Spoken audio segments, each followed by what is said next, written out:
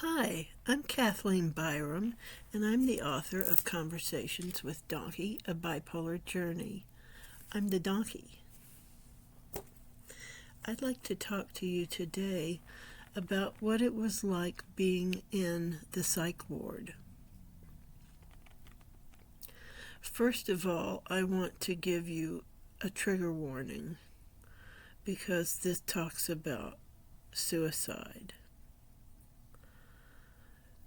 So, what happened was, my father and I were drunk, and we were in the computer room, and I was trying to explain something to him on the computer, and he wasn't getting it. At some point, he got mad at me because he thought I had called him a liar, which is something, if you knew my father, you would understand I would never, ever say anything disparaging to him. We got into a fight about it. This was highly unusual. I would never get into a fight with my father, but we ended up doing it. Mom, I think, was probably trying to cook dinner and couldn't pay attention to what was going on. So she felt guilty later because she wasn't able to be there for me. Isn't that sad? Anyway, I was standing there in front of my door and we were fighting, and it occurred to me that he didn't see me as his daughter. He saw me as something like his dog. And I said, "I'm your daughter." And he said, "Yeah." And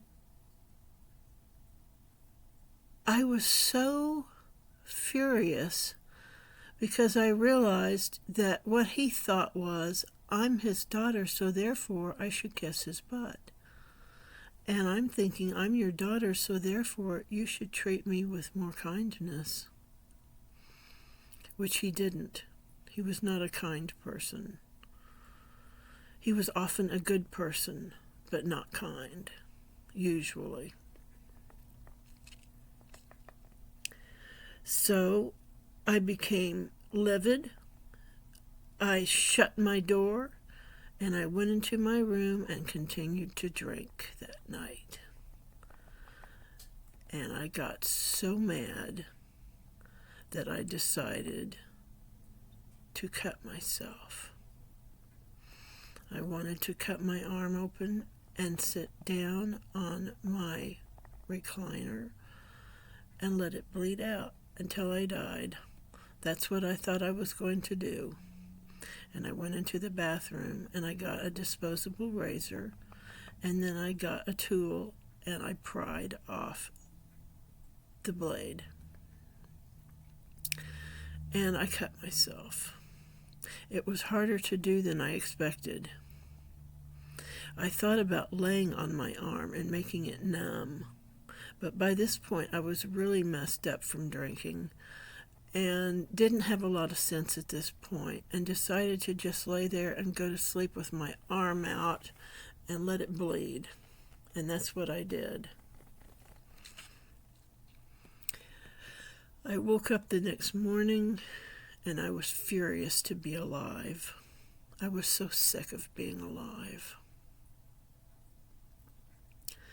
I knew that I needed to go to the doctor or the hospital, and I wasn't sure what to do. I knew if I called an ambulance that my parents would get involved, and I was terrified of that. I was afraid of what they would think. I don't know.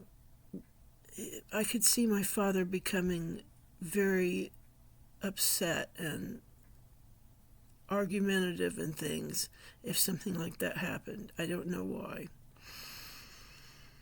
So I got online and I did a lot of searching and asking questions and wondering what what would happen if I did this. And it was time to go to work. And finally I called them and I said, I have got to go to the hospital. And I probably told them why too. And so I drove, which I should not have done, but I did. My arm was not bleeding anymore. It was open but not bleeding, and so I drove. I got to the hospital, and I was in a mess. I was mentally, I was a mess, and I remember stopping in front of the car lot, the parking lot. And something was wrong. I was confused by something maybe, and didn't think I would be able to drive in there, and was stuck and couldn't move around. And I just had a meltdown. I don't know what I did, if I started screaming, if I just did this and stayed that way, or what happened. But I stayed that way for a while, and when I came back to, everyone was sitting in their cars around me, not moving, because I was in the way, and they weren't saying a word. They weren't honking. They weren't doing anything. It was like they knew what was happening and were just waiting for me to be okay. And I pulled into the parking garage, and I pulled off my bumper parking, and I went in and I told them what I had done. And I was really nervous. I was afraid they were going to treat me with contempt because it was lame. Well, they treated me like gold. They took me right in, and they were very kind to me. And they did an intake, which I don't remember really much about, except that they were just kind. And then they put me in a room all by myself, which was nice. I didn't have anybody bothering me. And I asked the lady that was taking care of me if she would call my parents and tell them.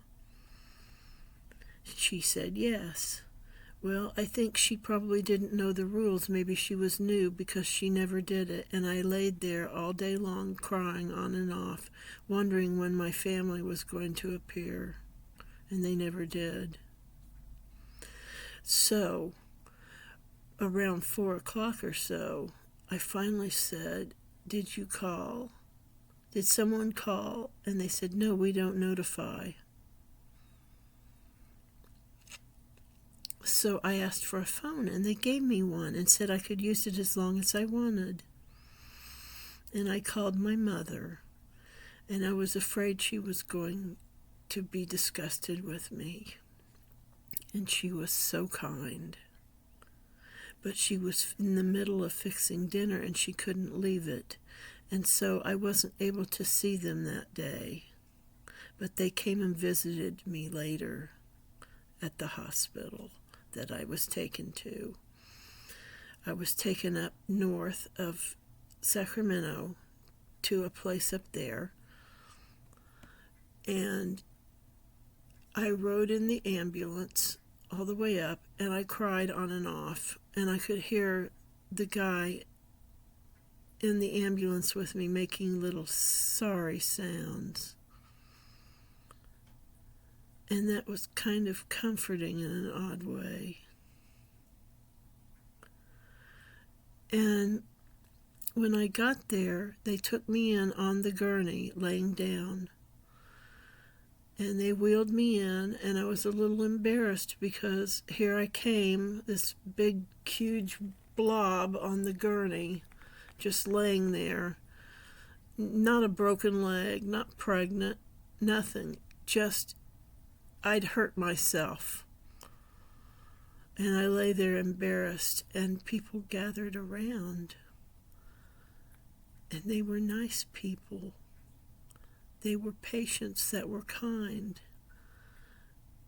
And they got me up and helped me stand up and they wanted me to sit down at a chair. It was too small for me. And I told them that, and I said, my butt is too big for that chair. And she said, oh, you're just too tall. Which I think I probably cried again from the kindness of that silly remark.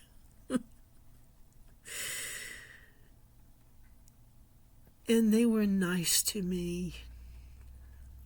It wasn't an expensive place. It wasn't fancy. It was a place that I had no insurance for this. I was a courier with no insurance. And so I was sent to a place that would take me.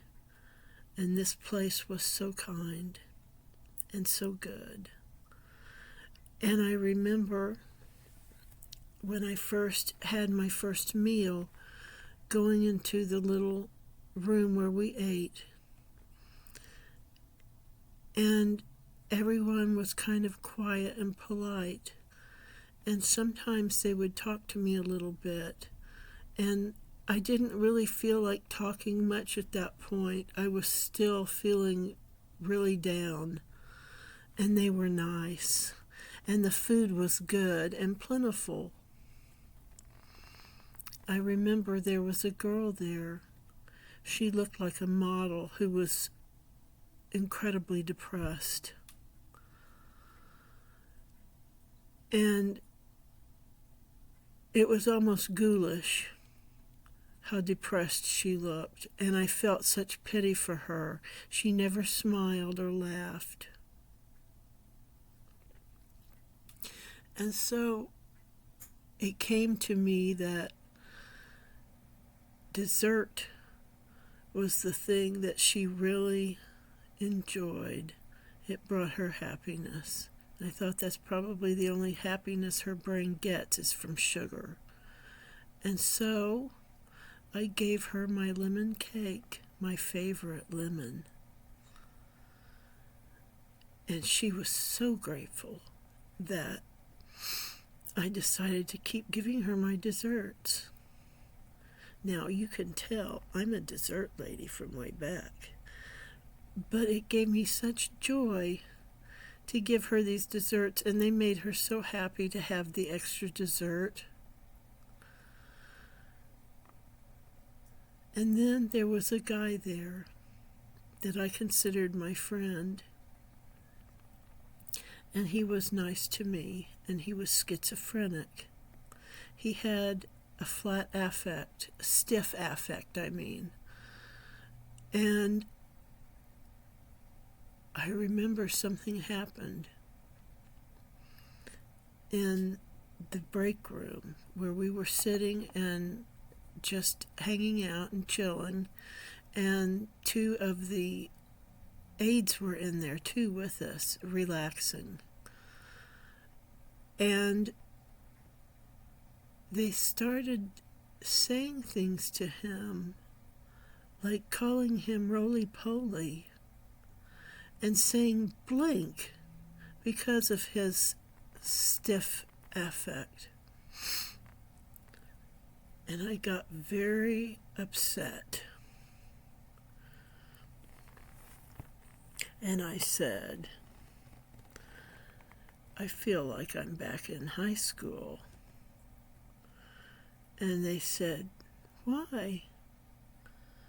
And that's when I told them. And I chewed them out and told them that they were supposed to be professionals and that what they were doing was wrong. And they sat there very quietly and listened to every word. I'm sure they were sheepish. And when I was done, the guy looked at my friend and said, did you feel so-and-so? And he said, yes. And he very elegantly left the room. And they just sat there very quiet and thought about what had happened. And do you know how significant this is? The standing up for him and the risk that I took. I didn't think about the risk, but I realized it later what they could have done to me in there. And they did nothing. They were kind and respectful of me and treated me just as good afterwards. There was one lady who was schizophrenic, and we would walk up and down the hallway holding hands because that was comforting to her. And she said that I was talking about her, and I explained, no, I would not do that to her. And she was having hallucinations that I was saying things about her. And because she knew that I was kind and wouldn't do such a thing, it was hard for her to reconcile this, how this could be. And so she made an excuse for me and said that I just didn't know what I was saying. I was so touched. And there was games. We had games. We had that shuttle thing with the stick that you pushed the disc down the hallway, and it was so much fun. I had the most fun playing with those patients that game, and they weren't any better than I was, so it was great. And we would talk, just sit around and talk and made jewelry. That's when I started making jewelry. I was able to make a necklace in there, and after that I started my own jewelry making. It was a good experience. I told the doctor that I thought I was bipolar, and he agreed, and I got put on medication for bipolar. I tried to make this video earlier, and something happened to it, so I'm going to shut it off now before that happens again. Maybe I went over somehow. I don't know. But I'd like to tell you more, maybe in another video. Anyway, if you have any comments, I would love to see them. And like and subscribe, would you, if you're interested? And thank you so much for listening. Bye-bye.